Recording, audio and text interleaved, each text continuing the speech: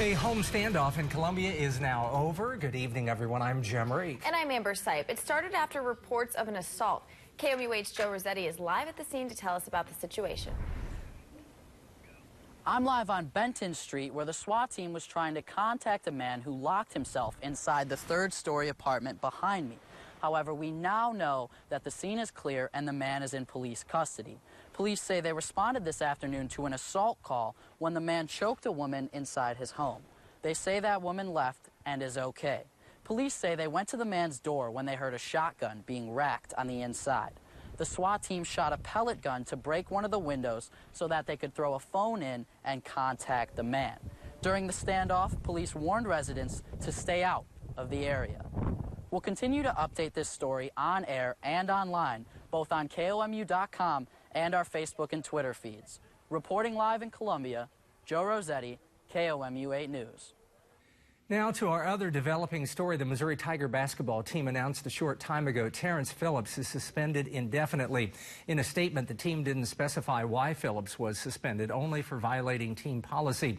It also said, quote, Phillips' future status with the program will be determined in coordination with campus and department leadership. More on this story coming up later in sports.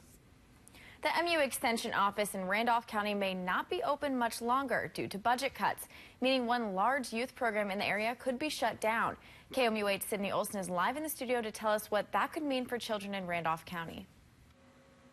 Employees at the Randolph County MU Extension office fear it will be closed by July. The Randolph County Commission office signed its 2018 budget earlier this week. The Extension office asked for a budget of $35,000, but was granted the state's minimum requirement of $10,000 instead. Now employees say the office will likely close, meaning the local 4-H program hosted through the office would also shut down. The 160 children who participate would have to travel to towns like Sturgeon or Columbia to showcase their projects. The chairwoman of the Extension Council says the office is more important because it provides information about many things, not just agriculture. Without the fully functional building, the 4-H members can have an easy access to the information that they need, whether it be within 4-H nowadays. We're not just livestock. We do a lot of different wide range projects. The Extension office will hold an emergency meeting on Tuesday to discuss the budget and possible ways to raise money. I reached out to the Randolph County Commission office but did not get a response. In studio, Sydney Olson, KOMU 8 News. Law enforcement officials are searching for a Columbia man who has been charged with making a terrorist threat to U.S. Representative Vicky Hartzler's office. Court documents say Jeffrey O'Laughlin told an investigating officer about a biomechanical transmitter in his tooth filling. O'Laughlin said allegedly he wanted to hear from Hartzler's chief of staff about the tooth. If not, he threatened to, quote, use gunpowder and put some people in the grave. O'Laughlin is also charged with threatening the executive director of the dental board at the Missouri Division of Professional Registration. Tonight, new calls from Capitol Hill to protect special counsel Robert Mueller. This after a report President Trump ordered Mueller to be fired last June.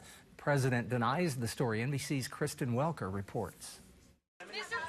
In Davos today, President Trump lashing out at reports he ordered the firing of special counsel Robert Mueller last June. Fake news, folks. Fake news. A source with first-hand knowledge of the matter tells NBC News Mr. Trump ultimately backed down when his White House counsel Don McGahn threatened to quit over it, saying the move would be catastrophic. The news, first reported by the New York Times, said it all happened amid the first reports Mueller was looking into a possible obstruction case, the White House on defense. We know that the president is not considering firing Mueller. We want to find an end to this investigation. Democrats pounced, renewing calls for a bill aimed at protecting the special counsel. We've seen a pattern of behavior of him going after people that are related to this investigation. President Trump has long denied he ever considered firing Mueller. I haven't given it any thought. I mean, I've been reading about it from you people. You say, oh, I'm going to dismiss him. No, I'm not dismissing anybody. Are you considering firing Robert Mueller? No, not at all. Do you still be accepting firing? No, I'm not. But his closest advisors had a different take. I think he's considering perhaps terminating the special counsel. I think he's weighing that option. The president's frustration with the Russia investigation reached a fever pitch last June when he ordered that Mueller be fired. June 6th, President Trump was infuriated when his attorney general recused himself from the Russia probe. 2 days later, June 8th, former FBI Director James Comey testified on Capitol Hill Mueller could be looking at an obstruction case. And June 14th, another bombshell. Various news outlets confirm Mueller is looking into possible obstruction of justice by the president himself. In a case like this, you need to look at lots and lots of individual acts. Firing Jim Comey, ordering the firing of Bob Mueller. You take all of the acts together and it begins to become more clear that it is obstruction. And it was Kristen Welker reporting President Trump is back in the White House tonight after traveling to Switzerland for the World Economic Forum.